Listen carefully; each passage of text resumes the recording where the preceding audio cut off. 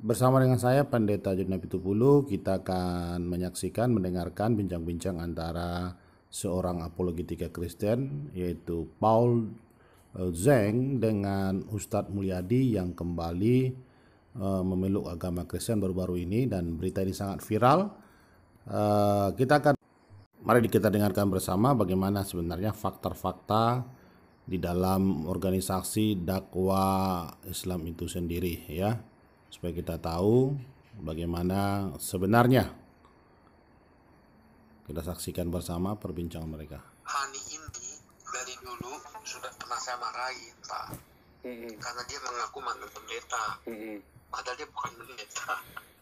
Terus dia kalau ada acara orang tuh main shoot, main diambil, lalu diambil acaranya dia. Saya pernah marahin dia, saya diundang di Masjid Alfa Surabaya, tapi diakui sebagai acaranya mualaf center gitu. Terus saya tegur dia. Nah, dia kayaknya gitu kan. Rupanya dia masih sakit hati dengan saya menegur dia itu kan.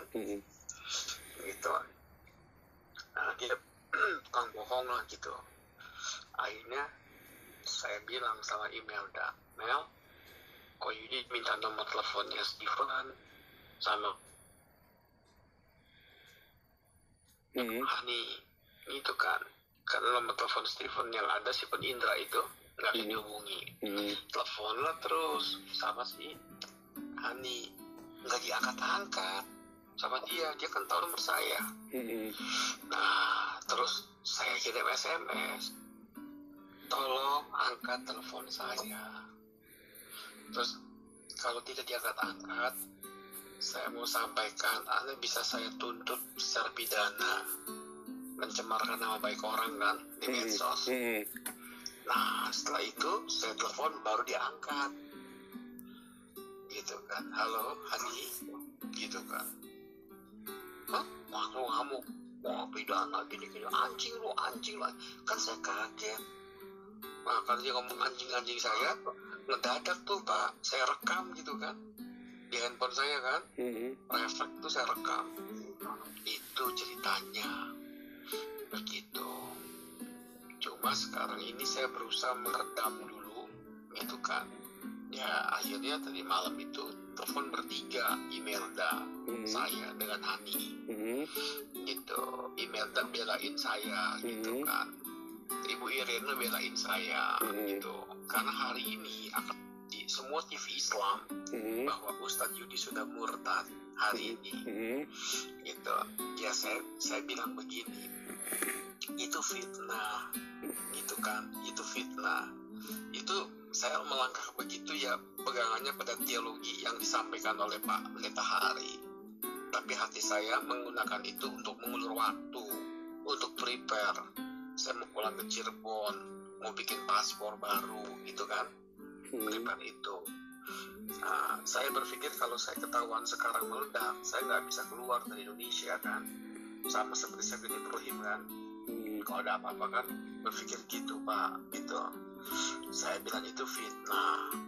Nah akhirnya rupanya ketahuan mata rantainya di situ, bahwa mamanya Aisyah cerita sama Dina, mantannya Stephen Indra, lalu dihancurkan gitu kan Stephen Indra, dan dihancurkan saya gitu.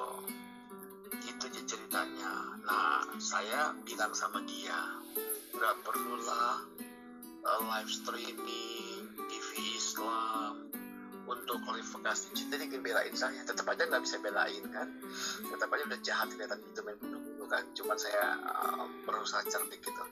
Saya bilang bagaimanapun mamanya Aisyah itu adalah mama dari anak saya. Iya dong. Saya memaafkan, saya mengampuni, bukan begini caranya. Saya kalau nggak ada Aisyah, nggak ada Nadia, ceritanya juga sudah berbeda gitu kan. Saya bilang saya sudah pergi mungkin. Nadia itu kan Down syndrome, itu kelemahan saya. Dia cerita, oh jangan takut, kok ceraikan saja perempuan kayak gitu, kata dia gitu kan, ceraikan saja, berbalik gitu, kok jangan ceraikan saja. Kamu tuh nggak ngerasa punya anak Down syndrome. Iya. Nanti kita punya asrama, maksudnya punya sekolah, emangnya saya apaan? Masukin ke asrama anak saya, saya masih bisa biayain kan. Saya pegawai negeri, bukan orang mualaf biasa, masih ada gaji walaupun kecil, itu kan. Enggak. Saya bilang, buat saya fitnah itu adalah bagikan detok. Yang penting saya tidak seperti apa yang difitnahkan ya. Celakanya kalau saya seperti apa yang difitnahkan, itu saja. Saya mah tidak sakit hati. Saya memaafkan, saya mengampuni, saya bilang nggak masalah. Yang penting kamu ngerti gitu bahwa situasinya tidak sesederhana yang kamu dengar. Itu aja. Saya baik-baik saja. Ya dia minta maaf gitu kan. Dia minta maaf ya, sama saya juga minta maaf. Lalu dia klarifikasi, saya ini kan pernah ngaku mantan pendeta kok. Cuma orang tuh bilang saya pendeta. Lah dia sendiri ngomong pendeta kok, ada rekamannya.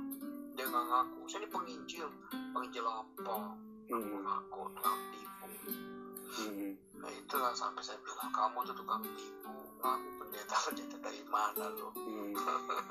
Dari mana? Iya kan waktu itu kan dia kan ancam saya mau bunuh saya juga Pak, si Hani itu Pak. Saya sudah hubungi, rekaman ini saya sudah sebar ke Ketua Sinode Gereja Betel Indonesia, yaitu Pendeta Rubin Adi. Karena Pak Rubin Adi kaget menemukan saya di Surabaya di Mawar Saron, di milik Mantova. Dia tarik saya, dia nangis, dia doakan saya bulan Desember. Nah gitu kan, dia bilang kalau ada apa-apa hubungi saya. Itu teman dekat. Dulu kan saya mimpin Jawa Barat Departemen Pemuda, gantikan dia tahu banget. Dia langsung pengalaman yang backup itu saya udah kirim ke dia, saya kirim ke Pastor Bill Matova. Ya barangkali ada apa-apa kan. Kalau bisa yang lengkap Pak rekamannya Pak, nanti saya potongkan yang bagus. Karena kalau orang masuk Facebook saya kan langsung nyebar Pak, langsung ribuan itu Pak.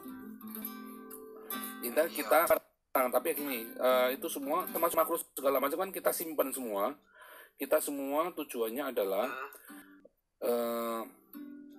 itu kan semua persekusi ya Pak, tindakan ancaman-ancaman begitu. Pak,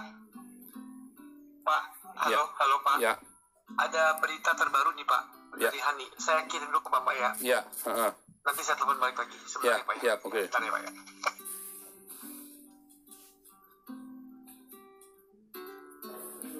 Saya jalan. Si Hani kan bertanya, dari mana kamu dapat informasi saya menghamili gadis Surabaya? Kan dia tulis saya menghamili gadis Surabaya. Karena itu saya takut cukup berazam, sehingga murtad gitu Pak. Ya. Nah, kata si Hani, berita saya menghamili gadis Surabaya itu dari Yogyakarta, Mualaf Center Yogyakarta. Ternyata setelah dicek Yogyakarta, dia nggak pernah ngomong begitu, bahkan mereka tidak suka sama Hani. Waspada. Jogja siapa ini Pak? Yogyakarta ini marah Pak. Mualaf Center Yogyakarta. Oh. Iya, jadi Mualaf Center Yogyakarta marah Pak. Cuman saya tahan. Sudah, yang penting saya tahu bahwa itu bukan dari Yogyakarta, gitu kan. Kita lihat permainannya Hani seperti apa. Habis Hani Pak di Yogyakarta Pak, banyak musuhnya Pak. Hani. Terus saya juga sampaikan ke tokoh-tokoh Jakarta, gitu Pak. Karena gara-gara Hani sampai ada orang yang menghujat saya Pak di Facebook itu kan, sampai konyol Pak ke istri saya nanya, ada istri keberapa gitu kan Pak, kurang ajar kan Pak. Nah orang itu udah minta maaf, neror kan, neror Aisyah, neror semuanya. Saya minta disambungkan dengan itu dari Bima ya Pak, apa pokoknya Luar Pulau deh Pak. Gitu, dia Mualaf Center Luar Pulau. Saya ini dia takut minta maaf gitu. Dan semua itu kerjanya Hani Pak. Hani bilang tolong jangan dikasih tahu dari sumber dari siapa. Hani yang nyebarin Pak, telepon orang-orang. Gila itu orang Pak. Gitu. Dia bukan cuma Instagram, lisan juga gitu. Dia udah ketahuan otaknya Hani. Iya gitu. Dulu ancam saya mau bunuh saya juga itu Pak. Karena itu saya minta ke Jakarta supaya Jakarta declare bahwa Hani bukan sekjen MCI lagi, bukan sekjen Mualaf Center Indonesia lagi. Jadi pecat gitu kan. Oh, Saya bilang begitu. sebentar. Dia kemarin masih ngaku sekjen MCI, Pak. Iya bukan, dia udah mundurkan diri. Makanya saya bilang Stephen harus jelas, mesti tegas. Gitu kan, Oh, mesti tegas. oh dia katanya sempat Sebetulnya bukan. selisih paham dengan Stephen juga katanya ya. Sempat apa? Sempat berselisih dengan Stephen. Iya, karena dia banyak problem di keuangan, Pak. Waktu Zakirnek datang ke Indonesia, Siapa, Pak? masalah nggak tahu. Hani itu pernah berbohong tentang masalah keuangan, cari profit. Oh, Ketika Zakirnek ke Indonesia, ha? dan itu ketangkep ada hubungan dengan Yogyakarta. Yogyakarta sejak itu marah sama Oh. dia, waspada. Bahkan Yogyakarta kemarin bilang ke saya bahwa mereka melepaskan diri dari Stephen, melepaskan diri dari MCI Jakarta karena tidak nyaman. Dan rame ini Pak, Mualaf Settle rame. Jadi gitu. Kami backup Koyudi kata mereka gitu. Masa Koyudi dibilang menghamili perempuan Wedan. Iya, maksudnya Mbak ya kasih yang lebih Mereka tuh mau bermartabat tuh. menghantam Hani, cuman saya bilang tahan dulu. Yang penting kita sudah tahu kartu as dia kan, kartu as dia dari kita. Nanti kalau sudah benar silakan mau dihabisin, tapi jangan sekarang, biar kumpulin dulu semua data. Saya bilang si Hani itu bukan pendeta, gitu, bukan penginjil. Kalau kita gimana lu ngomong injil? Aktivis doang dia. Gitu. Bohong dia, bohong. Aktivis persekutuan doa. Aktivis persekutuan doa. Gitu.